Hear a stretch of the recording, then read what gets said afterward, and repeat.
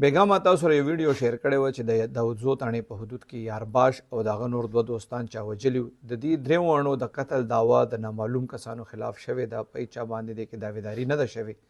دې حوالې سره یارباش نومي کس چې کوم دی د مور رپورټ درج کړی دی چونکې د والد صاحب مخکې وفات شوی دی نو د مور بیګا رپورټ درج کړی دی.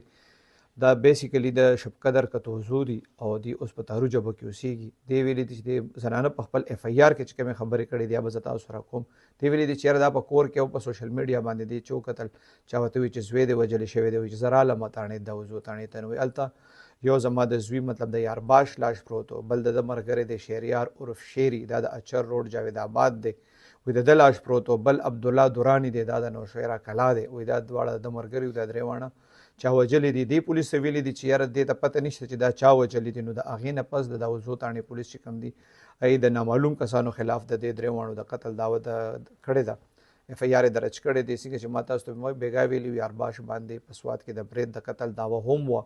او دې نه علاوه هم پولیس وایي چې هغه تفتیش کوي مختلف ځایونو کې د مطلوبو پولیس ته. خو څنګه چې ما تاسو ته ټولو خلکو ما نه تپوسونه کوو چې په چا دعوه شوې ده نو په دې کې په هېڅ چا هم دعوه نه ده شوې نامعلوم کسانو خلاف دعوتداري شوې ده.